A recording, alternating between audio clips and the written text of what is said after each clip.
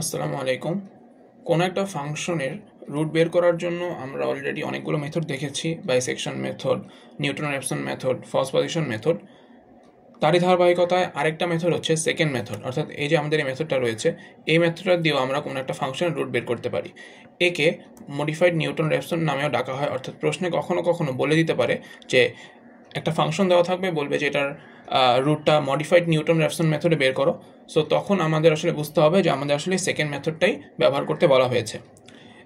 এই মেথডের প্রশ্নে সাধারণত দুইটা ইনিশিয়াল কেস দেওয়া থাকে, এবং এই ফাংশন এই মেথডে অঙ্ক করতে হলে প্রথমে আমাদের এই সূত্রটা মুখস্থ করতে হবে।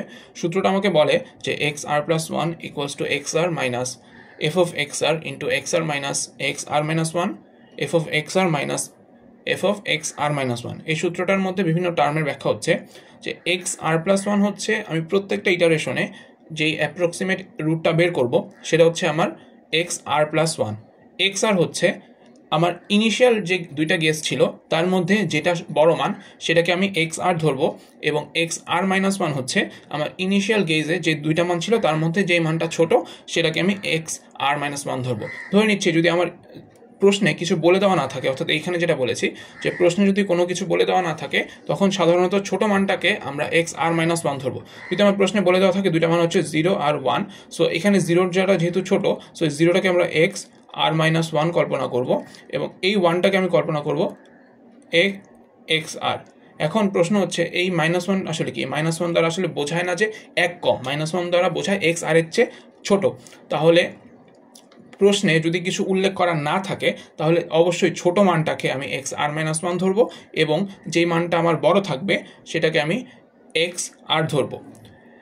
সো এই সেকেন্ড মেথডে কোনো একটা ফাংশনের রুট বের করার স্টেপগুলো হচ্ছে, সো প্রথম যে ইটারেশনটা হবে সেখানে আমি যাকে এক্স আর ধরবো পরবর্তী ইটারেশনের জন্য সে এক্স আর মাইনাস ওয়ান হয়ে যাবে, অর্থাৎ সে এক ধাপ পিছিয়ে যাবে। আবার প্রথম ইটারেশন শেষে আমি এই সূত্র প্রয়োগ করে যে এক্স আর প্লাস ওয়ান বের করেছিলাম, পরবর্তী ইটারেশনের জন্য সেটা এক্স আর হয়ে যাবে, অর্থাৎ সেও এক ধাপ পিছিয়ে যাচ্ছে, অর্থাৎ এক্স আর হয়ে যাবে হচ্ছে এক্স আর মাইনাস ওয়ান, এবং এক্স আর প্লাস ওয়ান হয়ে যাবে এক্স আর। এভাবে ইটারেশনগুলো কন্টিনিউ চলতে থাকবে। সো আমরা একটা ম্যাথ দেখি, সেই ম্যাথ দেখলে আমাদের জন্য এই সেকেন্ড মেথডটা বোঝা সহজ হয়ে যাবে। এখানে একটা ম্যাথ দেওয়া আছে। প্রশ্নে বলা আছে যে একটা function F of x equals to 0.95 x cube minus 5.9 x square plus 10.9 x minus 6। আমাকে বলেছে যে সেকেন্ড মেথডের রুট বের করতে, এবং এখানে বলে দেওয়া আছে ইনিশিয়াল গেস দুইটা দেওয়া আছে, একটা হচ্ছে এটা, একটা হচ্ছে এটা। এখানে এক্স নট এবং এক্স ওয়ান দ্বারা ডিনোট করা আছে। এক্স নট দেওয়া আছে 2.5 এবং এক্স ওয়ান বলা আছে 3.5। সো মান দুইটা, এই যে 2.5 এবং 3.5, এই দুইটা মান দেখেই আমাদের আসলে বুঝে যেতে হবে কোনটা এক্স আর আর কোনটা এক্স আর মাইনাস ওয়ান। যেহেতু এই মানটা ছোট, সো সেটাকে আমরা এক্স আর মাইনাস ওয়ান কল্পনা করব, আর যেহেতু এই মানটা বড়, সো একে আমরা এক্স আর কল্পনা করব, যেটা আমি এখানে লিখে নিয়েছি যে এক্স আর হচ্ছে আমার 3.5 এবং এক্স আর মাইনাস ওয়ান হচ্ছে আমার 2.5। সো এটাই বলে দেওয়া আছে যে কোনো কিছু বলা না থাকলে ছোটোটাকে আমি আগের মান ধরবো, অর্থাৎ এক্স আর মাইনাস ওয়ান ধরে নিব, এবং এটা হচ্ছে আমার যেই সেকেন্ড মেথডের সূত্রটা। সো ফার্স্ট ইটারেশনে আমি কি করছি, ফার্স্ট ইটারেশনে আমি এক্স আরকে ধরেছি 3.5 এবং এক্স আর মাইনাস ওয়ানকে ধরেছি 2.5, এবং সেটা ইউজ করে আমি ফাংশনের মান দুইটা বের করে নিয়েছি। তারপর জাস্ট আমি সূত্র অ্যাপ্লাই করেছি, এবং সূত্র অ্যাপ্লাই করার পরে আমার 3.063063 মান এসেছে, অর্থাৎ ফার্স্ট ইটারেশনে আমার এক্স আর প্লাস ওয়ান হচ্ছে এই সূত্র অ্যাপ্লাই করার ফলে যে মানটা বের হয়েছে সেটা হচ্ছে আমার ফার্স্ট ইটারেশনের একটা অ্যাপ্রক্সিমেট রুট। সো আমার প্রশ্নে বলে দেওয়া ছিল যে এই ফাংশনটার ট্রু রুট হচ্ছে 3.344645, আমাকে তিনবার ইটারেশন করতে বলেছে। সো ফার্স্ট ইটারেশনে আমার রুটটা এসেছে 3.063063।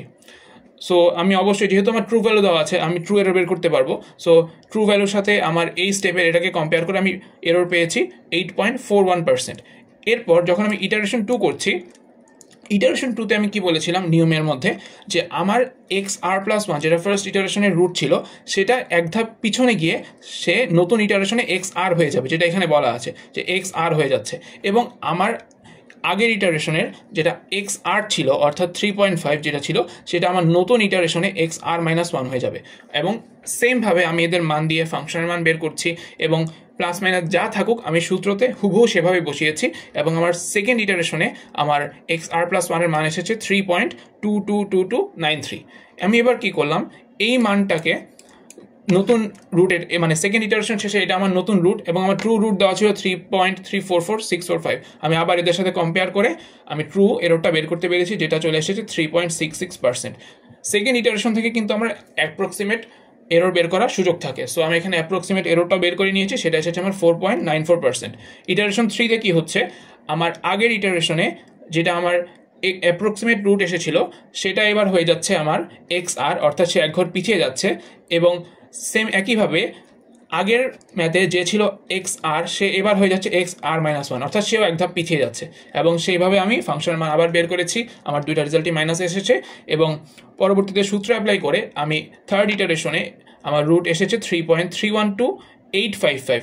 আমি আবার ট্রু এরর এবং অ্যাপ্রক্সিমেট এরর বের করেছি এবং ফাইনালি আমি এই ইটারেশনের পরেই আমি আমার ফাইনাল রেজাল্ট ঘোষণা করে দিতে পারবো, কারণ আমাকে প্রশ্নে বলে দেওয়া ছিল যে আমাকে 3টি ইটারেশন দেখাতে হবে। সো 3টা ইটারেশন শেষে আমার এস্টিমেটেড রুট হবে অবশ্যই কোনটা, যেটা আমার থার্ড ইটারেশন শেষে XR+1 এর মান যেটা এসেছে, অর্থাৎ এইটা হচ্ছে আমার সেই ফাইনাল রেজাল্ট। সেই ফাইনাল রেজাল্ট এখানে বলেছি যে after 3 iterations the estimated root is 3.312855।